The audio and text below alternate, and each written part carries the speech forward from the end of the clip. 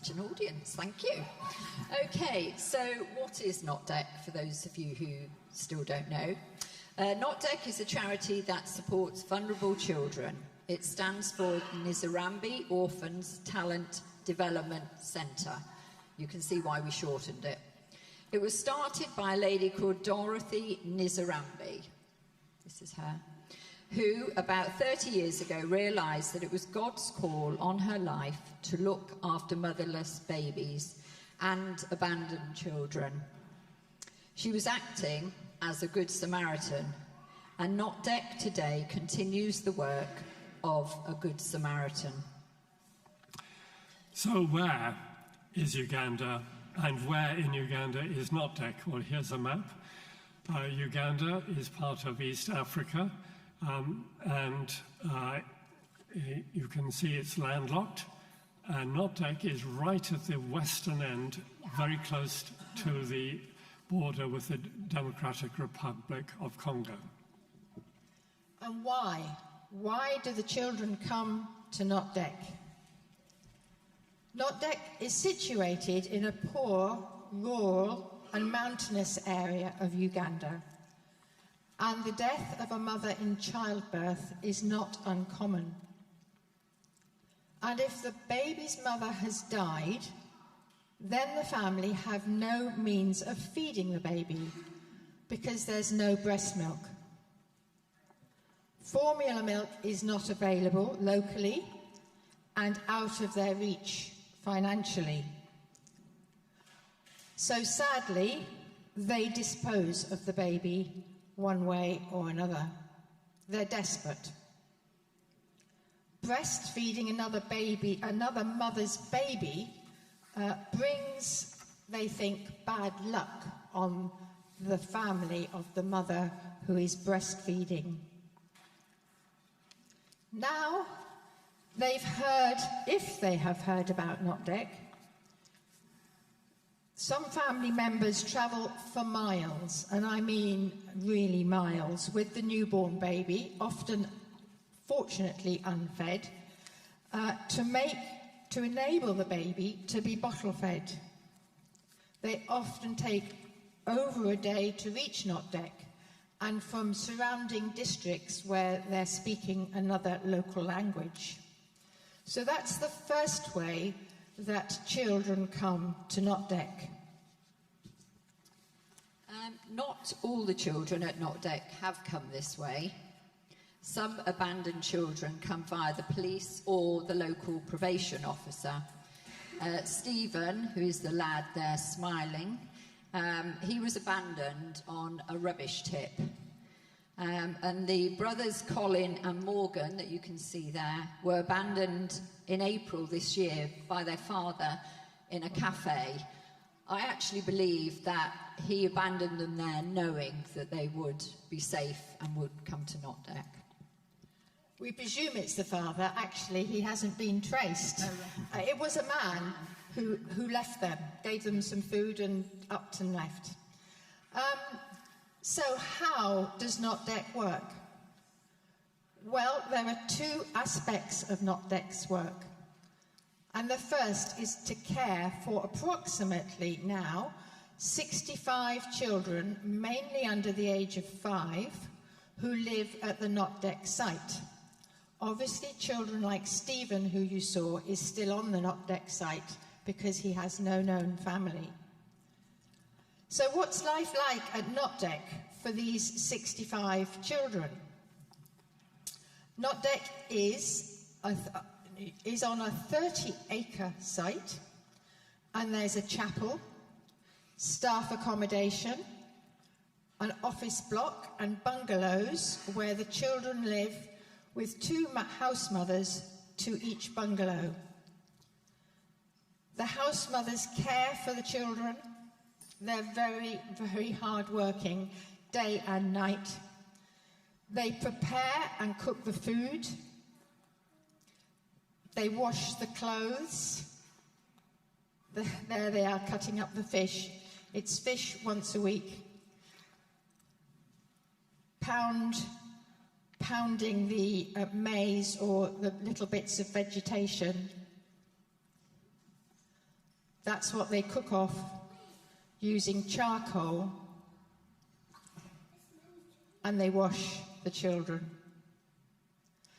And there's now going to be a section, yes, of video footage. That's the washing of the endless numbers of clothes that the house mothers do in sinks like this. That's the washing line, or a small section of the washing line each day, but fortunately mostly hot weather means that it dries. There they are, eating. No knives and forks. Don't think I've ever seen knives and forks at NOTDEC, either for the children or the adults. And there's a nursery school on site.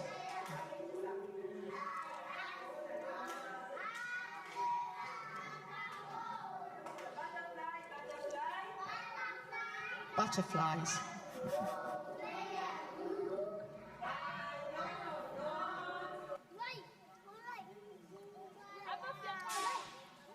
And an adventure playground just near the nursery school.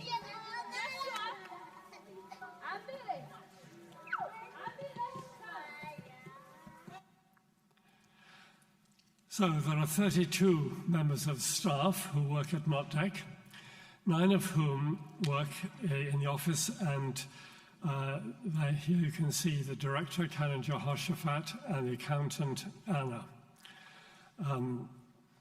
The new director has been appointed in this last week.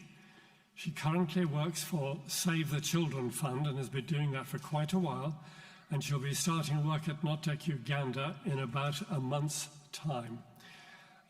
She comes with quite a lot of experience, and we have great expectations for her. NOTDEC is a very dry area of land, and we have 20 acres of farmland, and we're growing coffee on it because coffee grows where there's very little water. And we're going to eventually turn the whole farmland area into 20 acres of coffee.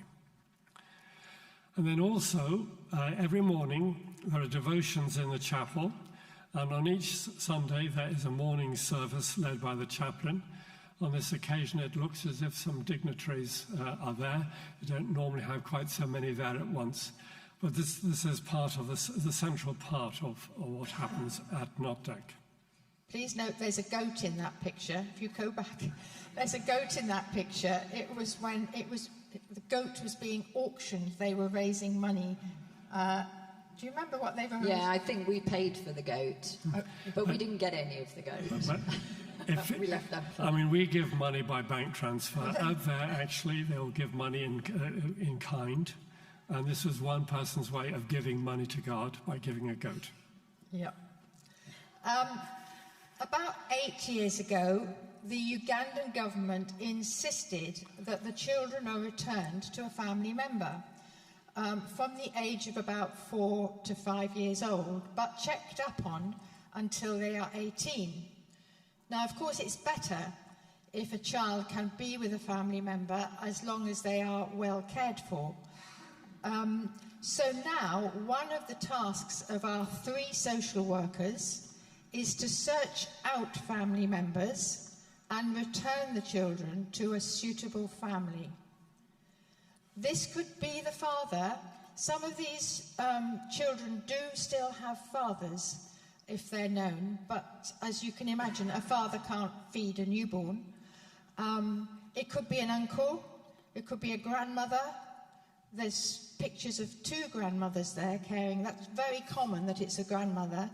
Or an older brother or sister, because if you're number 13 in the family and your mother has died, your older brother is quite a lot older than you, or sister, and will take on the care of the child.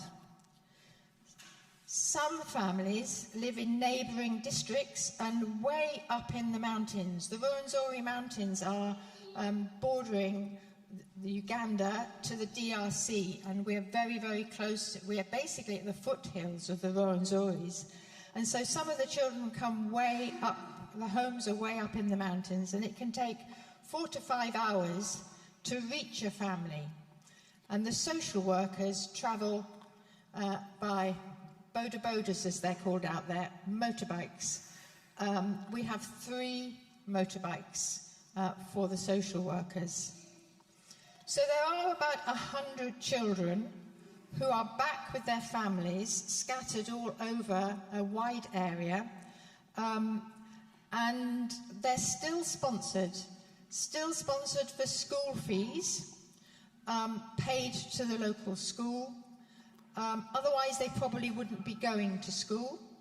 And we keep training them through, if they're capable, through from up to secondary 4, which is like our GCSE level, and then some vocational training, with the intention that these young people can now have a trade and stand on their own 2 feet. Okay.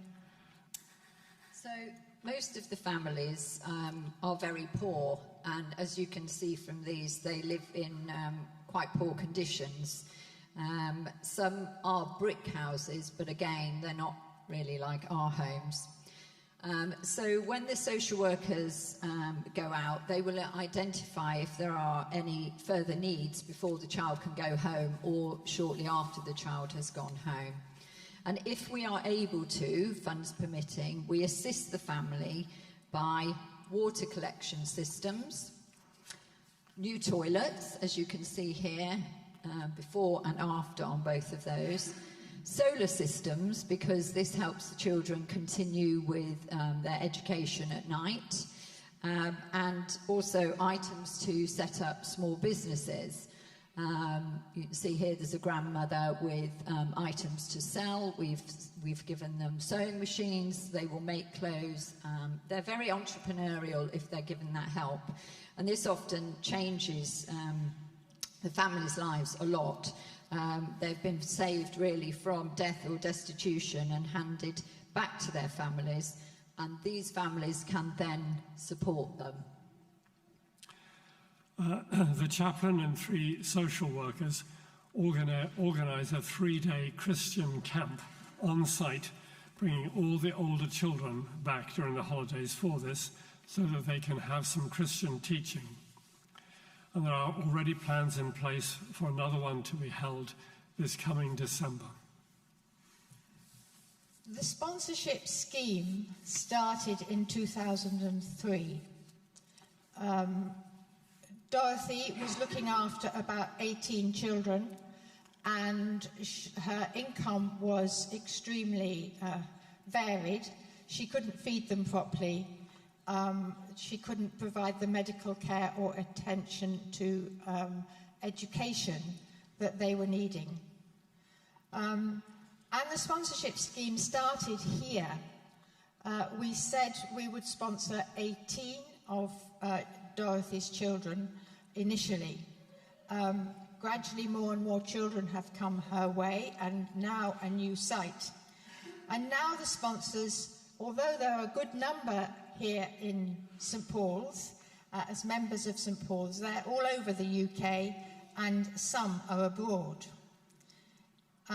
Currently, all but 4 children are sponsored. These brothers, Morgan and Colin, who were abandoned and were really very bewildered when we were there, currently don't have sponsors. Actually, Morgan, the slightly older one, the age is being guessed, he wasn't even speaking the local language when he arrived. So where those 2 boys come from is anybody's guess at the moment. He was speaking Ankoli, which is not what they speak at NOTDEC. And then there's twins. Ellie is a boy, and Elisa. They're now 2 months old, and their mother died way up in the mountains in childbirth. And there are also other older children who have sponsors, but actually their support that they're getting doesn't cover all the costs of the child.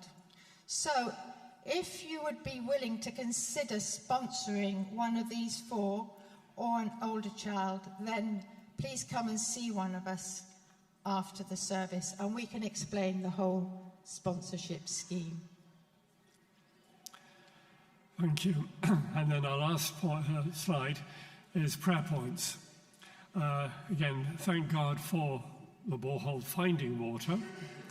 And we just pray that it may get the right quality and quantity of water. NOTDEC uses about 10,000 litres a day, and the early indications are that they'll be able to achieve that with 5 hours of pumping. Then secondly, let's pray for the new director, Asaba Editor. I think she goes by the name of Editor most of the time. And pray for her as she leaves her current job and as she then comes to NOTDEC and settles there. She actually lives in Kasese. That's where her family home is. So she's very pleased to have the job at NOTDEC, so she doesn't have to travel. Some of the children, when they go home, actually struggle to settle in with the family and being accepted by family members, especially stepmothers. It's quite difficult for them out there, so we definitely need prayer for all the children that go home, and also when they are at home, that things go smoothly and they are accepted. And the need for new sponsors. So those are our 4 prayer points, and thank you for listening, and thank you for very much. staying. Thank you so very much. Can we give these 3 a big round of applause?